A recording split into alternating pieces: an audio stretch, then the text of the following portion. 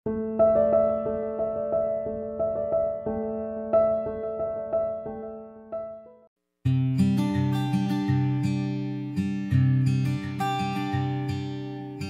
friends, welcome to Gomathi's kitchen. இன்னைக்கு நம்ம பார்க்க போற ரெசிபி பாத்தீங்க அப்படினா பெருமாள் கோயில் பிரசாதம் புளி சாதம் வீட்லயே எப்படி செய்யலாம்ங்கறத பார்க்கலாம். இந்த புளி சாதம் கோயில்ல கொடுக்கிற அதே டேஸ்ட்ல இருக்கணும் அப்படினா இதுக்கு வந்து ஒரு ஸ்பெஷலா மேல் பொடி அரைச்சு நம்ம இத பண்ணியிருக்கோம். இந்த மேல் பொடி நான் சொல்லியிருக்கிற டிப்ஸோட நீங்க தனித்தனியா வறுத்து நீங்க செஞ்சீங்க அப்படினா கோயில்ல கொடுக்கிற அதே டேஸ்ட்ல நம்ம வீட்லயே ஈஸியா செஞ்சிரலாம். மேலும் இன்னைக்கு பாத்தீங்கன்னா நான் புளி தொக்கு நிறைய செஞ்சிருக்கேன். இந்த தொக்கு வந்து நீங்க 1 கிலோ அரிசி வாங்கி வடிச்சிட்டு இந்த தொக்கு போட்டு கிளறி நீங்க பிரசாதம் செய்யலாம். அப்படி இல்லனா இந்த தொக்கை நீங்க நிறைய செஞ்சு வச்சிட்டீங்கன்னா 1 மாசத்துல இருந்து 6 மாசம் ஃப்ரிட்ஜ்ல வச்சிட்டீங்கன்னா கெட்டு போகாம இருக்கும். இப்ப வாங்க இந்த புளி சாதம் எப்படி செய்யலாம்ங்கறத பார்க்கலாம். கோமதிஸ் கிச்சனை சப்ஸ்கிரைப் பண்ணாதவங்க சப்ஸ்கிரைப் பட்டனை பிரஸ் பண்ணிக்கோங்க. உடனுக்குடனே அப்டேட் வேணும் அப்படினா பக்கத்துல இருக்க பெல் பட்டன்ல ஆல்ங்கற ஆப்ஷனை மறக்காம பிரஸ் பண்ணி வெச்சுக்கோங்க. இப்போ இன்னைக்கு புளி தொக்கு வந்து பாத்தீங்கன்னா நிறைய தான் செய்ய போறேன். அதனால ஒரு 100 கிராம் அளவுக்கு புளி எடுத்துர்க்கறேன்.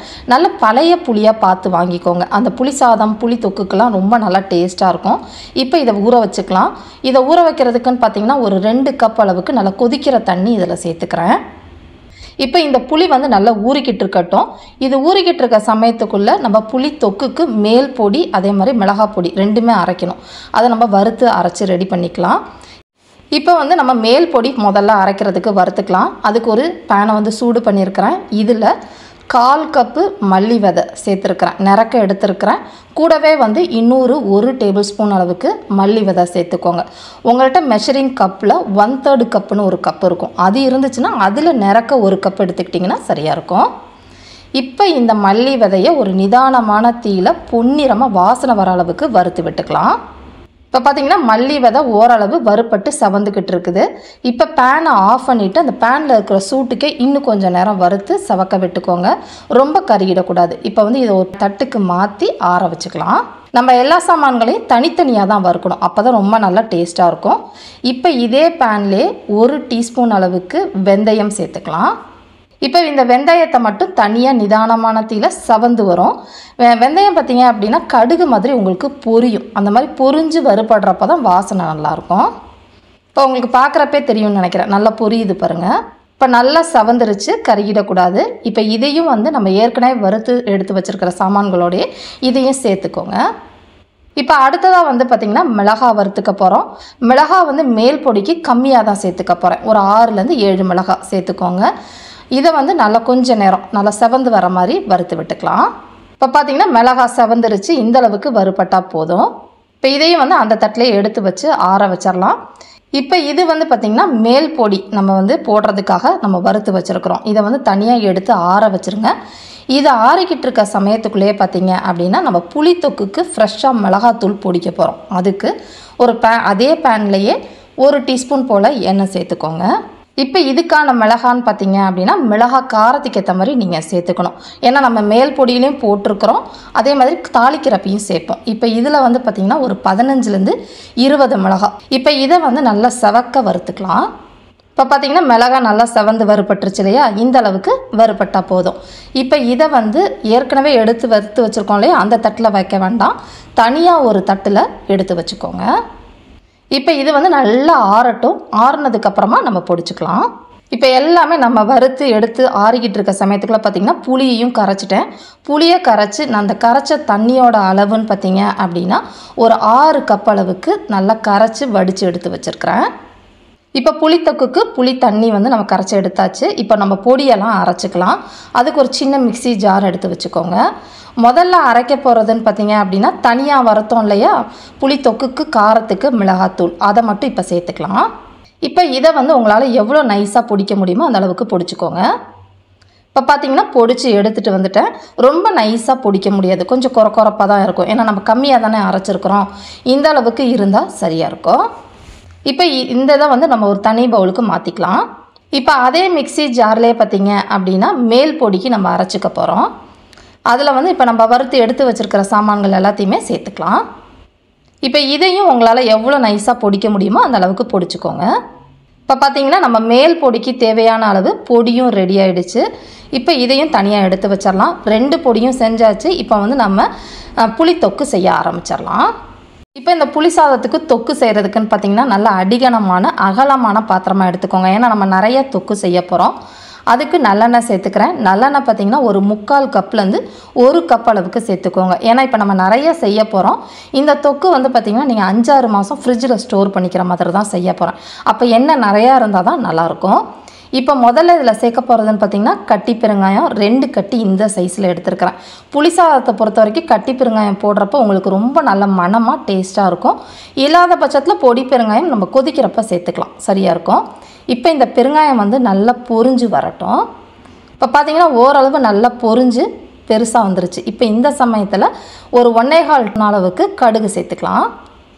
இப்போ இந்த கடுகு வந்து நல்லா ஓரளவு பாதி பொரிஞ்சிக்கிட்டு இருக்குது. இப்போ இந்த சமயத்தில் பார்த்திங்க அப்படின்னா வெந்தயம் ஒரு 1/4 டீஸ்பூன் அளவுக்கு மட்டும் சேர்த்துக்கோங்க. வெந்தயம் நம்ம ஏற்கனவே மேல் பொடியில் அரைச்சிருக்கிறதுனால இதில் கம்மியாக சேர்த்தா போதும். கூடவே வந்து பார்த்திங்க அப்படின்னா ஒரு 1/4 கப் அளவுக்கு கடலைப்பருப்பு சேர்த்துக்கலாம். இப்போ வந்து போட்டிருக்கிற கடுகு இன்னும் நல்லா பொரிஞ்சு பருப்பு அதே மாதிரி வெந்தயம் எல்லாம் வந்து செவந்து வரட்டும். இப்போ பார்த்திங்கன்னா ஓரளவு அந்த கடலைப்பருப்பு வந்து பொன்னிறமாக செவந்து வந்துக்கிட்டு இருக்குது.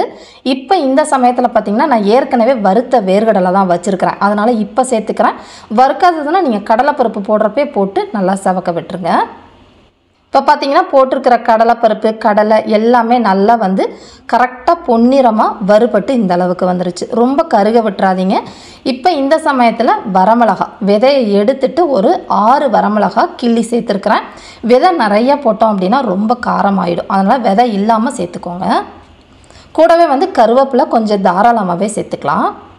இப்போ வந்து மிளகா கருவேப்பிலை எல்லாமே நல்லா செவந்து பொரிஞ்சு வரட்டும். இப்போ பார்த்திங்கன்னா எல்லாமே நல்லா பொரிஞ்சு இந்த அளவுக்கு வந்துருச்சு. இந்த சமயத்தில் ஒரு 1/2 டீஸ்பூன் அளவுக்கு மஞ்சள் பொடி சேர்த்து கலந்து விட்டுக்கலாம். இப்போ வந்து அடுப்பை வந்து சிம்மில் வச்சுக்கோங்க. சிம்மில் வச்சுட்டு அதுக்கப்புறமா நம்ம கரைச்சி வச்சுருக்கிற அந்த புளி தண்ணியை சேர்த்துக்கோங்க. அடுப்பு தீ அதிகமாக இருந்துச்சு அப்படின்னா புளி தண்ணி சேர்க்குறப்ப சதன்னு நமக்கு எண்ணெய் வெளியில் தெறிக்க ஆரம்பிச்சிடும். அதனால் கொஞ்சம் நிதானமாக சேர்த்துக்கோங்க. இப்போ இதிலேயே வந்து பார்த்திங்கன்னா நம்ம புளி தொக்குக்குன்னு தனியாக மிளகா அரைச்சோம் பார்த்திங்களா, அந்த பொடியை எல்லாத்தையுமே இதில் சேர்த்துக்கோங்க, சரியாக இருக்கும். முக்கால்வாசி பார்த்திங்கன்னா தாளிக்கிறப்ப மிளகாய் கிள்ளி போடுவாங்க, பொடி சேர்க்க மாட்டாங்க. நீங்கள் பொடி போடுறப்ப நல்ல நிறமாகவும் இருக்கும், அந்த காரம் உங்களுக்கு கரெக்டாக இருக்கும் சாப்பாட்டுக்கு. இதிலேயே வந்து இந்த புளி தொக்குக்கு மட்டும் தேவையான அளவு உப்பு 2 டீஸ்பூன் அளவுக்கு டேபிள் சால்ட்டு சேர்த்துக்கிறேன். நான் வந்து பார்த்திங்கன்னா சாதம் வடிக்கிறப்பே உப்பு போட்டு தான் சேர்த்து வடித்து எடுத்து வச்சுக்குவேன். அதனால் இந்த தொக்குக்கு மட்டும் சேர்த்துக்கலாம். இப்போ இது எல்லாத்தையும் நல்லா கலந்து கொடுத்துருங்க. இது கலந்ததுக்கப்புறமா நிதானமான தீயில நல்லா கொதித்து திக்கான குழம்பு மாதிரி வரணும். கொஞ்ச நேரம் மூடி வச்சு கொதிக்க விடுவோம். ஏன்னா சடசடன்னு நமக்கு கொதித்து வெளியில் தெறிக்க ஆரம்பிக்கும். அதனால் மூடி வச்சு கொதிக்க விடலாம். இப்போ பார்த்திங்கன்னா ஒரு 1/2 மணி நேரமாக புளி தொக்கு நல்லா கொதித்து குழகுழப்பாக ஓரளவு திக்காக வந்துருச்சு. இன்னும் கொஞ்சம் நேரம் திறந்து வச்சு இப்போ கொதிக்க விடலாம். இன்னும் கொஞ்சம் திக்காகட்டும். இப்போ பார்த்திங்கன்னா அடுத்து ஒரு 5 நிமிஷத்துலேயே புளித்தொக்கு திறந்து வச்சுருந்தனால நல்லா திக்காயிடுச்சு. இப்போ வந்து நம்ம அரைச்சி வச்சுருக்கிற அந்த மேல் பொடியை இப்போ தான் சேர்த்துக்கணும். ரொம்ப முன்னாடியே சேர்த்துட்டிங்க அப்படின்னா அது கொதிக்க கொதிக்க கசப்புத்தன்மை அதிகமாச்சிரும். அதனால் திக்கானதுக்கப்புறமா சேர்த்துக்கோங்க. இப்போ இது எல்லாம் சேர்ந்து நல்லா கலந்து கொடுத்துடலாம். இப்போ கலந்தாச்சு. இதிலே பார்த்திங்க அப்படின்னா அந்த புளிப்பு காரம் எல்லாத்தையுமே நல்லா பேலன்ஸ் பண்ணி காட்டுறதுக்காக இதில் வந்து பொடிச்ச வெல்லம் சேர்த்துக்க போகிறோம். இந்த வெல்லம் சேர்க்குறதுனால பார்த்திங்க அப்படின்னா உங்களுக்கு வந்து இனிக்காது.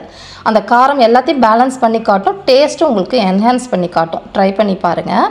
இப்போ கலந்து இன்னும் கொஞ்சம் நேரம் நல்லா கொதித்து திக்காகி எண்ணெய் பிரிஞ்சு வரட்டும். இப்போ பார்த்திங்கன்னா அடுத்து ஒரு 5-10 நிமிஷத்துலேயே நமக்கு டக்குன்னு வந்து திக்காயிரும். ஏன்னா பொடி நம்ம நிறையா போட்டிருக்கிறோம் இல்லையா, நல்லா திக்காக இந்த அளவுக்கு குழகுழப்பாக எடுத்து வச்சுக்கோங்க. எண்ணெயும் பிரிய ஆரம்பிச்சிருச்சு. உங்களுக்கு இப்போ பார்க்க கொஞ்சம் தண்ணியாக இருக்கிற மாதிரி இருக்கும். ஆறிடுச்சு அப்படின்னா நல்லா திக்காக ஆகிடும்.